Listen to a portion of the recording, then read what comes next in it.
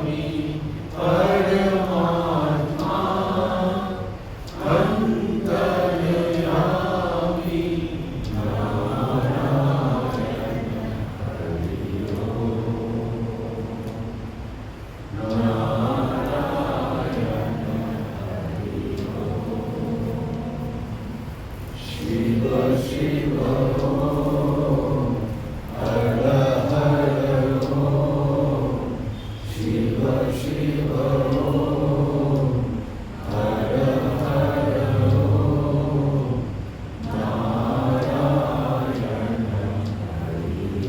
नारायण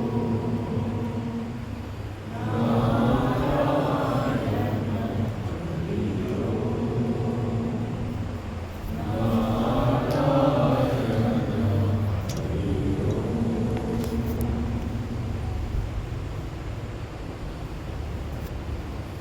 भजन और भजन दोनों खुद करना पड़ता है।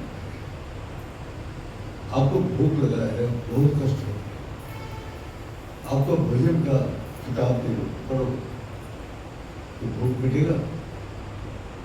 आपको भजन का बढ़िया बढ़िया भगवान के नाम सुना देते, क्या आपको सुनने से क्या आपको भूख मिटेगा? भूख से आप बहुत कष्ट हो गए। आपको होटल में जाके दिखा दिया, देखो देखने से क्या भूख मिटेगा? आपको थाली ला के सीट में रख दिया तो क्या भूख मिटेगा? पेट के ऊपर रख दिया थाली तो भूख मिटेगा? तो ग्रहण करना, जब तक आप ग्रहण अंदर नहीं जाएगा आपको भूख शांत नहीं हो सकती। इसी प्रकार हमारा भी भजन जब अंतर आत्मा से हमको पुकार होगा, जब तक अंतर में नहीं जाएंगे तब तक भगवान को नहीं पहुंच सकते। तो हमारा भजन क्या करते हैं? अभी तो ताकत है। हम लोग 3 बार भोजन करते हैं। 3 बार का सुबह ब्रेकफास्ट, दोपहर में लंच और रात को डिनर। तीनों टाइम खाने से हम तंदुरुस्त काम करके अच्छा लगता है। वो बोलता मेरे को भोजन का कोई जरूरत नहीं, तो आप उसको खाना देना बंद कर दो। खाना देना बंद कर दो तो फिर क्या होगा? तो ऐसे ही उपनिषद में बोलते हैं, भोजन पेट बैठ बैठ के खाते हैं। आँख बोलते मैं ही काम करते हैं, कान बोलते मैं ही काम करता हूँ, मुंह बोलते मैं ही काम करता हूँ, हाथ बोलते मैं ही करता हूँ, पैर बोलते मैं ही करता हूँ। भोजन देना बंद करो। अब भोजन जब देना बंद कर दिया तो क्या हुआ?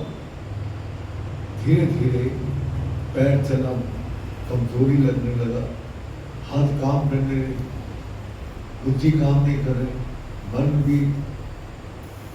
अब धीरे धीरे जितना दिन जा रहे उतनी कमजोरी बढ़ती जा रही। अब कमजोरी जब होगा तो वो अब कुछ भी नहीं कर सकते। धीरे धीरे वो बिस्तरा में पड़ जाएगा। अगर मेरा को भोजन चाहिए, भोजन बिना ताकत नहीं। डॉक्टर लोग भी अपना दवाई जो भी इलाज करते हैं, बोले अपना डाइट सही ले, अपना भोजन सही ले, कितना कैलोरी देते हैं, कितना ये करते हैं, सब बोल देते हैं। तो दवाई के साथ में भोजन का संबंध है। तो हमारा बोले का अर्थ है जो भोजन अगर हम देहों को देना बंद कर दिया तो हमारा पैर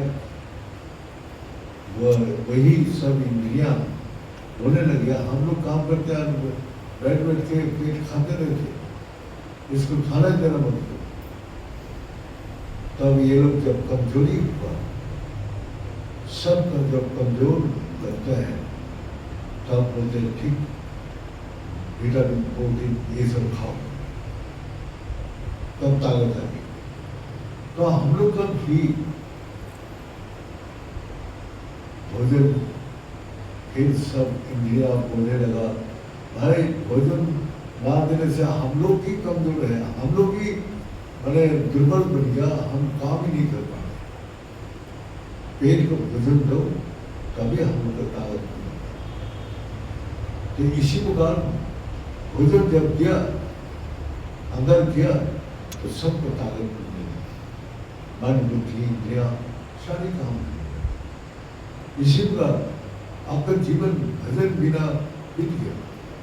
बाहर जाके शिवलिंग में जल चढ़ा दिया, फूल चढ़ा दिया, बेलपति चढ़ा दिया, लेकिन अंतर आत्मा में क्या रखा है?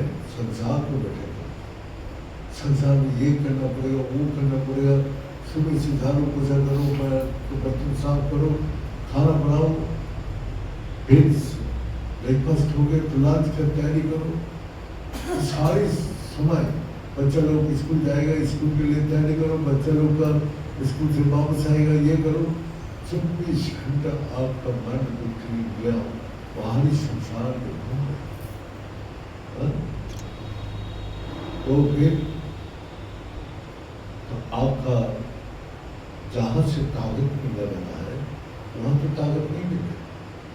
मन बुद्धि इंद्रिया भगवान का भक्ति नहीं करेगा, भजन ही नहीं करेगा, तो भोजन और ये संसारिक वस्तु क्या ताकत देगा उसको? इसीलिए मन संसार में रहते हुए चिंता भय में व्यक्त है। अब उसको देखो, जो अभी 10 साल का लड़का एडमिट किया तो उसको कोमा में चला गया। अब कोमा में जाने से वो क्या हुआ? उसको माता पिता सोना खाना सब बंद हो गया, क्योंकि उस बच्चा में उसको जब तक सही नहीं होगा तब तक उसका बेचैन रहे। तो वो कमजोरी कहाँ है? हम भगवान को भी पुकारे, विश्वास नहीं कि भगवान, डॉक्टर लोग बोलते हैं आप भगवान को पुकारो, हम कुछ नहीं कर सकते।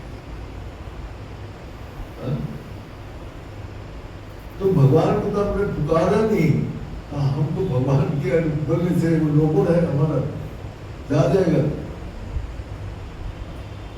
लोगों के जैसा ये बेटा ये काम कर दे, तो हम तो भगवान को नौकर जब जरूरत है तब इस्तेमाल करते हैं। तो भगवान तो प्रभु नहीं होते, मुख से हम लोग बोलते भगवान आपका प्राण है, आपका दया, आपका अंतर्जामी सब कुछ तब बोलते हैं। लेकिन जैसे ही ठीक हो गया फिर ऐसे थे ऐसी, तो वही विश्वास किसी भी अवस्था में ढले नहीं, वही भजन कर सकते किसी भी परिस्थिति में। तो इसी प्रकार राजा जनक का गुरु अष्टवक्र था। राजा जनक तो नाच पाठ करता था, लेकिन गुरु उसका नाम उछल सका। तो राजा जनक का माफी मेरा कोई भक्त नहीं है, लेकिन अष्टवक्र मुनि का साथ हजारों सैनिक, हजारों सन्यासी उसके साथ चलते थे। और वो भी थे एक लेगोटी चिंता अर्कमंडल में, सब कुछ त्याग दिया। एक दिन सब संत ने पूछ लिया, गुरुदेव आप जो बोलते हैं राजा जनक का माफी आपका प्रशंसा करते हैं, ऐसे कोई भक्त नहीं है। हम लोग तो गुरु जी सब छोड़ छाड़ के आप तो शरण में आए, आप तो शरण में आए, तो आप हम लोग को नाम तो कभी नहीं बोलते। तो बोले तुमको पता नहीं है, इसीलिए तुम पूछ लो। चलो राजा जनक का दरबार भी चलते। राजा जनक के दरबार में गया और राजा जनक को बोला मैं 7 दिन में आ रहा, तुम सारी व्यवस्था, हाँ मुझे सारी व्यवस्था है, मंडप बना हुआ है, 1000 सेना से रहने का, खाने का सब व्यवस्था है। तो उसके बाद अपना गुरुदेव सब भक्त को बुलाया और बुला के बोला देखो तुमको ध्यान में बैठा के जाता, जब तक मैं वापस नहीं आऊंगा तब तक कोई ध्यान से ना हो। तो अब सभी राजा जनक सहित 1000 सन्यासी जो सर्व त्यागी था वो सब गए। तो उसको एक ही रास्ता था जाने का वापस। तो वही रास्ता में एक माइल दूर में जाके अष्टवक्र मुनि अपना माया से उस पैंडल में आग लगा दिया। आग लगने से जब पता चला सारी त्यागी सन्यासी सब बाहर निकल गए, सब मंडप से बाहर आ गए। मंडप से बाहर आने के बाद सब भागने लगा। तो वो लोग जब भाग के आया तो इधर अष्टवक्र मुनि पेंडेल की तरफ गए। अरे तुम लोग तो ध्यान में बैठे, तुम उठ के आ गया। बोले गुरुदेव वो पेंडेल में आग लग गया, इसीलिए आग से बच के हम लोग बाहर आ गया। सब आ गया? बोला हाँ।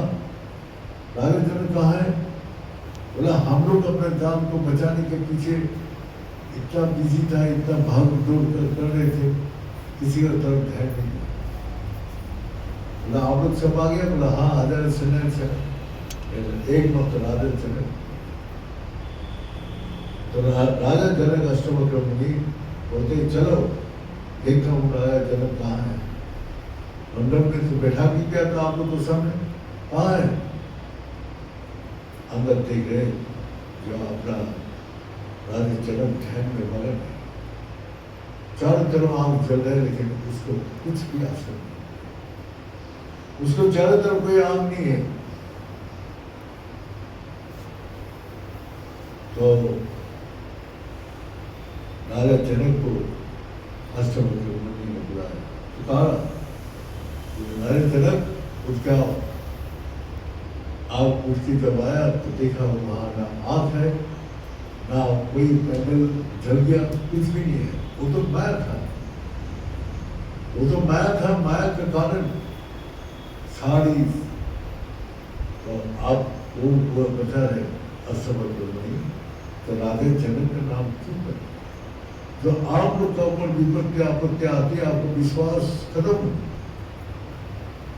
विश्वास से धर्म मूल है, विश्वास से सबसे बड़ा बल है।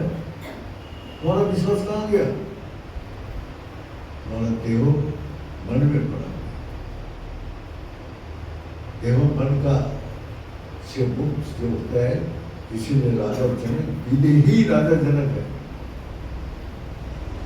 ऐसा कोई राजा नहीं है कि राजा जनक विदेही हुआ। कितना बड़ा तपस्वी था जो अपना गुरु के लिए सेवा, गुरु ने दक्षिणा मांगा, क्या मांगा? बोले तन शरीर दे दो, मन दे दो और धन सब, बोले सब कुछ आपको समर्पित कर। तो बोला तुमने बहुत बड़ा चीज दिया मेरे को, ये धन भला धन है, मरने के बाद दुर्गंधी निकालते, चारों तरफ तुम्हारे देह का अंदर मैल ही भरा हुआ है। और मन तो सबसे तुमको सबसे कष्ट देते हैं। सब मन को तुमको नाक में रस्सी लगा के भूल जाए, अरे मन अच्छा नहीं है, चलो घूम के आता। मन जो बोलेगा वही आप करने के लिए तैयार हो जाते हैं। देहो जो बोलेगा वो करने के लिए तैयार हो जाते हैं। लेकिन मन बुद्धि का ऊपर आपको कोई कंट्रोल नहीं है, कोई आपको उसमें नियंत्रण नहीं है। गाड़ी चलाते हैं तो उसमें अगर ड्राइवर के नियंत्रण ना रहे, जो एक्सीडेंट हो जाएगा, विनाश हो जाएगा, मर जाएगा वो। तो नियंत्रण अपना नहीं है। आपका मन बुद्धि और इंद्रिय के ऊपर आपको कोई नियंत्रण नहीं। तो इसीलिए आप वो तरह जो मलायतन, ये शरीर जो है मन का पिंड है, मरने के बाद 2 दिन, एक मरने के बाद ही दुर्गंध छोड़ने आ जाते हैं, उसको स्पर्श करके छुआ हो जाता, अशुद्ध हो गए। मरने के बाद सब देहो अशुद्ध मानते हैं। वो दिया दे वो मलायतन और वो अशुद्ध देहो तुमने मेरे को अर्पण किया, वो बड़ा चीज नहीं दिया। और मन तो तुमको चारों तरफ दास बना के तुम्हारा, तुम मालिक नहीं है, मन तुम्हारा मालिक है और उसको बस में तुम घूम रहे। और धन जो 3 काल की जो झगड़ा, अशांति और लड़ाई का मूल कारण है, और वो धन तुमने मेरे को, तो मेरे को क्या दिया तुमने सोचा बहुत कुछ दे दिया। राजा जनक बोले गुरुदेव ये तो मेरे को पता है, लेकिन आपने दक्षिणा मांगा, इसलिए जो तुमको जो हम ब्रह्म विद्या प्रदान करेंगे उसके बाद तुम नहीं रहोगे, तुम नहीं रहोगे तो हमारा दक्षिणा नहीं मिलेगा। इसीलिए पहले हम दक्षिणा मांगे। जब उसको साधना ब्रह्म विद्या दिया तो ब्रह्म में भी अपना सत्ता कहाँ चलेगा? तो आप कहाँ, आपका अंदर आप भूलिए आप कौन है। आप अपने को नहीं जानते जो मैं कौन हूँ। आप देह मन बुद्धि तो यह छोड़ के जाते हैं, देह को क्यों संसार में जाके जलाते? देह का साथ हमारा कोई संबंध नहीं है। किसका साथ संबंध है? अभी भी जो रिश्ता बना हुआ है किसका साथ है? न मन का साथ है, न बुद्धि का साथ है, न देह का साथ। आत्मा जब तक है तब तक उसका रिश्ता है। आत्मा निकाल जाए तो सब रिश्ता खत्म। उसके बाद आप कॉन्ट्रैक्ट करते तो क्या आपके पास कुछ क्षमता नहीं है जो उससे कटे? आत्मा विज्ञानी है, आत्मा आत्मा को जानता है। तो आपका स्वरूप अगर आत्मा है, भगवान बोलते हैं मैं परमात्मा हूं। आत्मा तुम्हारा स्थिति नहीं है, आत्मा से तुम नीचे। जीव आत्मा जो तुम्हारा अंदर ये मन का अंदर इच्छाएं उपासना लेके तुम इस संसार में आओ। इसीलिए जीव है, जैसे पशु जीव है ऐसे मनुष्य भी जीव बन जाते हैं। पशु का धर्म ही ना पशु भी समान। जो धर्म को जो छोड़ देते हैं वो पशु बन जाते हैं। और पशु जो है उसको हमेशा वो इधर उधर भटकते हैं। तुम्हारा मन बुद्धि तुम्हारा, अगर तुम आत्मा कंट्रोल करो इसको, कंट्रोल नहीं है। और भगवान को पूछ लो आपका स्वरूप क्या है? मैं सच्चिदानंद विग्रह से। जब तक आत्मा है तो देहो सच रहेगा। आत्मा है तो वो चेतना है, आत्मा है तो आनंद है। तो भगवान बोलते मैं सत चित आनंद स्वरूप। तो आत्मा में तीनों शक्ति है। आत्मा जब तक है देह सच लगता है, आत्मा जब तक है तब एक देह से अब आनंद लगते है। और ये चैतन्य है, इसलिए बच्चे से लेके बड़ा तक ये बढ़ते रहते। अगर चैतन्य शक्ति ना रहे तो वो बढ़ नहीं सकती। एक बड़ा हुआ आदमी कैसे बढ़ेगा? इसीलिए सारी पेड़ पौधा पशु पक्षी कीट पतंग में सब जो है वो पेड़ उगता है और वो बड़ा होता है, फल फूल देगा, आनंद। तो पेड़ को सच्चा लगता है, इसीलिए हम सच्चा मन से उसको बुद्धि को लगाते हैं और वो पेड़ निकालते हैं, उसमें चैतन्य शक्ति है, वो धीरे धीरे बड़ा होता है और बड़ा होने के बाद उसमें फल फूल आते हैं तो हम लोग का आनंद होता है। फल खा के आनंद, फूल से आनंद, या आनंद होता है। तो हर वस्तु में भगवान बोलते हैं, मैं कण कण में विराजमान सर्व भेद अपन, हमको छोड़ के आदि संसार में कुछ नहीं। तू कहाँ है? तेरा सत्ता कहाँ है? आत्मा निकाल जाए तो तू करके दिखा कुछ, लेकिन अहंकार करके मैं कर रहा हूँ, मैं कर रहा हूँ, मैं कर रहा हूँ। तो मैं कहाँ है तू बता? नहीं जानता, अब कह नहीं। मैं को तो जानेगा तो वो तो परमात्मा में नहीं। और आप सोचते मैं करता हूँ, भगवान बोलते मैं सृष्टि कर रहा हूँ, मैं पालन कर रहा हूँ, मैं विनाश कर रहा हूँ। तो कौन कर रहे हैं? आप कर रहे हैं ना, परमात्मा कर रहे हैं। अगर आत्मा बैठती सब कुछ कर रहे हैं, लेकिन हम लोग का देखो मन बुद्धि का अंदर रहते हुए अज्ञान बस अहंकार, मैं कर रहा हूँ, मैं कर रहा हूँ। आत्मा निकल जाए करके दिखाओ, नहीं कर सकते। इसीलिए भोजन और भजन, जब आत्मा ज्ञान आत्मा शक्ति मिल जाते हैं तो फिर और कभी भी वो टूटते और सब रिश्ता टूट जाते। जो परमात्मा का रिश्ता जो जुड़ा हुआ है, कोई भी भक्त है, चाहे तुलसीदास हो, चाहे सूरदास हो, मेरा भाई हो, कोई भी है तो भगवान का साथ उसका नाम जुड़। राजा जनक अष्टावक्र मुनि ब्रह्म ज्ञानी था, उसके साथ जुड़ गया। सारी संत लोग, सारी वेद उपनिषद में उसका नाम आ गया। उसका नाम तो कितना दिन पहले वो होके चला गया और आज तक भी वो अमर है। और आप लोग जो कर रहे हैं, अब मरने के बाद आपका घर का आदमी भूल जाएगा। तो आप जिसको पगार रहे हैं वो क्षण भंगुर है, वो विनाश हो। और जिसको पगार रहे हैं वो सब हमेशा वो अविनाशी है, वो कभी विनाश नहीं। आपका उसके साथ आपका नाम जोड़ कर, तो इसीलिए इस संसार का रिश्ता जो आप जोड़ने की कोशिश करते हैं और उनकी इच्छा है तो आप करो।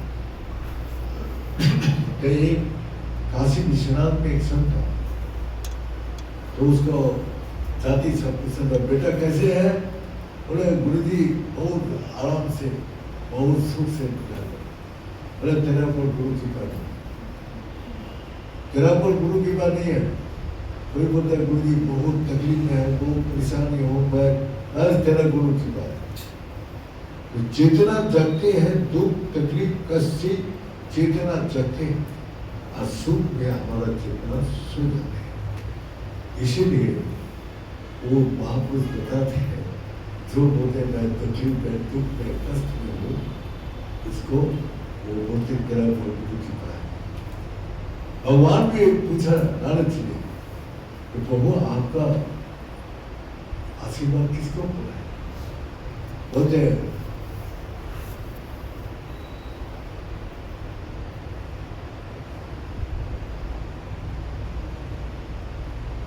अर्थनाशस्य महावैधि मदा अनुग्रह लक्षण। अर्थनाशस्य जितना पैसा वैसा है तेरा छीन लेगा,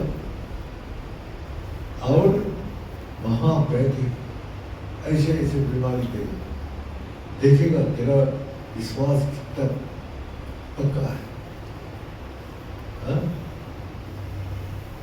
अब प्रहलाद को देखा, मौत का मुंह में भी उसका विश्वास नहीं करा, हरी सब और प्रहलाद को मार पाया तो कितना ताकतवर था हिरण्यकश्यप, पर कुछ नहीं किया। तो इसी प्रकार जो भगवान का